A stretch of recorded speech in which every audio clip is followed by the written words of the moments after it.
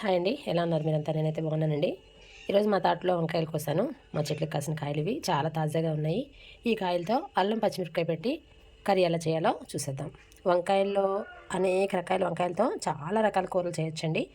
అందులో ఇదొక రకం. ఓకేనా? మరి ఇంకెందుకు ఆలస్యం, దీనికి కావాల్సిన పదార్థాలు ఏంటో చూద్దాం. అల్లం పచ్చిమిరపకాయ వంకాయకి ఏమేమి కావాలో చూద్దాం. పచ్చిమిరపకాయలు కారానికి తగినన్ని, ఒక్క పండుమిరపకాయ ఉంటే అది కూడా వేసేసుకున్నాను. అల్లం ఒక 2 అంగుళాల ముక్క, ఒక అర కేజీ కాయలకి 2 అంగుళాల అల్లం ముక్క, ఒక స్పూన్ జీలకర్ర, అలాగే రుచికి సరిపడంత ఉప్పు, పసుపు, కర్రీకి కావాల్సినటువంటి ఆయిల్ దీనికి కొంచెం ఎక్కువగా పడుతుంది. అంటే 2 స్పూన్లు, మామూలు కర్రీస్కి అయితే 2 స్పూన్లు వేస్తాము, దీనికైతే ఇంకొక స్పూన్ అంటే 3 స్పూన్లు ఆయిల్ వేస్తాం. సరేనా? ఎలా చేసేద్దామో చూద్దాం. ఇవన్నీ కలిపి రోట్లో కచ్చపచ్చగా, అంటే మరీ మెత్తగా కాదు, అలానే మరీ బరక కాదు, దంచేసుకోవాలి. ఇలా దంచిన తర్వాత చేసి చూపిస్తాను, ఎలా చేయాలో చూపిస్తాను. ఓకేనా? ముందుగా జీలకర్ర ఇలా మెత్తగా దంచేసుకోవాలి. చూస్తున్నాం కదా,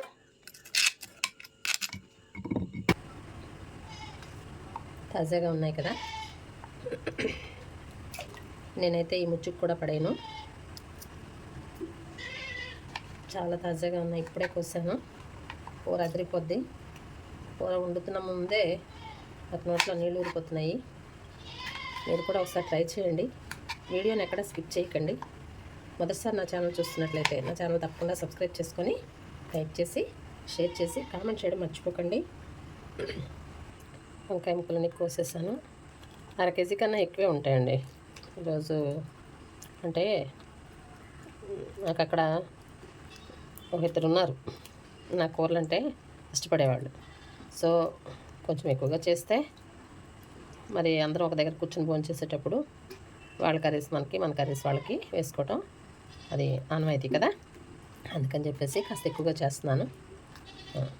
చూసారా, ఉప్పు పసుపు వేయటం వల్ల ఈ నీళ్ళు అనేది ఇలా కలర్ మారుతాయి. అదే వేయకపోతే ఈ కలర్ అనేది ఈ వంకాయ ముక్కలకి పట్టేస్తుంది అనమాట. అంటే అలా నల్లగా అయిపోతాయి. ఆ ముక్కలకి ఆ రంగు పట్టకుండా, కండ్ర పట్టకుండా ఇలా ఉంచుతాయి అన్నమాట ఉప్పు పసుపు వేయడం వల్ల. ఓకేనా? ఇప్పుడు ఇక కూరని ఎలా చేద్దామో చూద్దాం. కళాయి తీసుకున్నాను. నేనైతే ఎక్కువ వాడే ఆయిల్ వెజిటేజ్ రైస్ బ్రాన్ ఆయిల్ అండి. ఇది తప్ప ఇంకోటి వాడను, ఎందుకంటే అన్నీ కొలెస్ట్రాల్ ఎక్కువ అవుతున్నాయి కదా. ఇదైతే జిడ్డు ఉండదు, ఒంటికి ఆరోగ్యానికి చాలా మంచిది. మరి ముఖ్యంగా హార్ట్కి చాలా మంచిదండి. బీపీ, కొలెస్ట్రాల్ ఇట్లాంటివి ఏవి రానియకుండా కంట్రోల్ చేస్తుంది. ఒకసారి మీరు కూడా ట్రై చేయండి. నేనైతే ఇప్పుడు ఈ ఆయిల్ కళాయి స్టవ్ మీద పెట్టకుండా కూర చేస్తుంది ఏంటి అనుకుంటున్నారా? చూస్తూ ఉండండి. ఒక 3 స్పూన్లు ఆయిల్ వేసుకున్నాను. అంటే ఈ ఆయిల్ కొద్దిగా వేస్తే చాలు. ముందుగా కరివేపాకు, ఇది మా చెట్టుదే. కరివేపాకు చెట్లు అన్నీ పాడైపోయినాయి, ఎందుకంటే ఈ సీజన్లో ఆకులకి నల్లగా మకిరి పెట్టేస్తుంది కాబట్టి కరివేపాకు కాస్త కరువు. ఇదిగోండి, అల్లం పచ్చిమిరపకాయ దంచాను కదా, ఈ దంచింది కూడా ఇంట్లో వేసేసుకున్నాను. అన్నీ వేసేసాను వంకాయ ముక్కల్ని. ఇప్పుడు నీళ్ళన్నీ పడదేవి ముక్కలు వేసుకుంటాం. పూర్వం ఈ తాలింపులు, పోపులు పెట్టుకోవడం, వేపుకోవడం అది తెలియవండి. ఇలా కలిపిసే పెట్టుకునేవారు. ఇలా కలిపి పెట్టుకుంటేనే చాలా టేస్ట్గా ఉండేవంట అంట్లో. ఈ ముక్క నల్లగా ఉందని చూడకండి, ఇది చెట్టు నుంచి వచ్చినప్పుడే ఇలా ఉంది. కొన్ని నేలను బట్టి ఒక్కొక్క కాయ రంగు మారుతూ ఉంటుంది. సో ఇలా కలిపేసుకోవాలి. అన్నీ వేసేసి ఇలా కలిపేసుకుంటే అసలు ఈ కూర ఉంటుంది కదా, చాలా అంటే చాలా బాగుంటుందండి. ఒకసారి మీరు ట్రై చేయండి. ట్రై చేసి ఎలా వచ్చిందో టేస్ట్ చేసి కామెంట్ బాక్స్లో కామెంట్ చేయండి. ఓకేనా? చూసారా, నూనె, పచ్చిమిరపకాయ, అల్లం ముద్ద, ఉప్పు పసుపు అన్నీ వేసి కలిపేసాను. కలిపేసి ఇప్పుడు దీన్ని స్టవ్ వెలిగించి స్టవ్ మీద పెట్టుకోవాలి.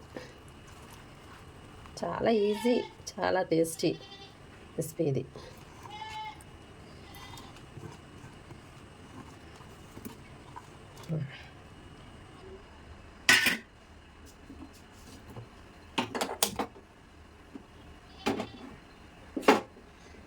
కాస్త స్టవ్ని సిమ్ చేసి అంటే మీడియం ఫ్లేమ్లో పెట్టుకోవాలి.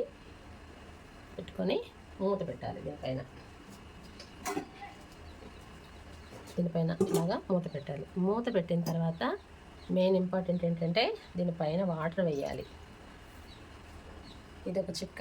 ఏ కాయగూరలు వండినా కానీ ఆకుకూరలకైతే అవసరం లేదు, కాయగూరలకైతే మాత్రం కంపల్సరీగా వాటర్ పైన వేస్తే ఈ పై వాటర్ మరిగి నీళ్ళు ఆవిరి అనేది కిందకి పడి కాయగూర మెత్తగా ఉడుకుతుంది, మాడిపోకుండా ఉంటుంది.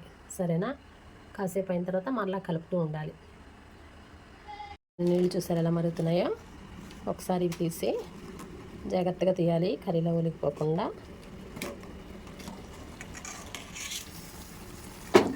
చూడండి వాటర్ ఎంత వచ్చింది కదా. అంత వాటర్ వచ్చినప్పుడు ఇంక మనం ప్రత్యేకంగా వాటర్ పోయాల్సిన పని లేదు. చూసారా ఎంత బాగా ఉడుకుందో?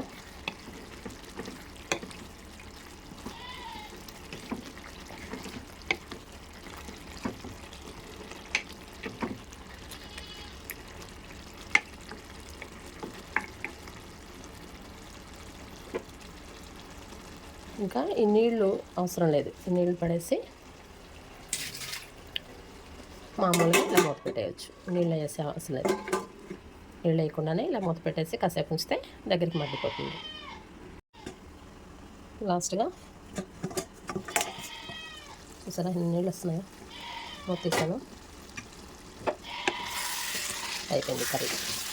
ఇలా నూనె కాస్త కనిపించాలన్నమాట, అప్పుడే కూర చాలా టేస్ట్గా ఉంటుంది. చూసారు కదా, ముక్క చెదిరిపోనీయకూడదు. ముక్క చెదిరిపోతే బాగుండదు. ఫైనల్గా కొత్తిమీర వేసి గార్నిష్ చేసుకుంటే వేడి వేడి అన్నంలో వేసుకొని తిని ఒక పట్టు పట్టొచ్చండి. ఓకేనా? మీరు కూడా ట్రై చేయండి తప్పకుండా. ఎలా ఉంది, ఎలా కుదిరిందో కూడా కామెంట్ బాక్స్లో కామెంట్ చేయడం మర్చిపోకండి. నేను ఇప్పుడు బాక్స్లో షిఫ్ట్ చేసేసుకుంటాను, నేను షాప్కి వెళ్ళిపోవాలి. ఓకేనా? బాయ్ అండి. మరో మంచి వీడియోతో మళ్ళీ కలుద్దాం.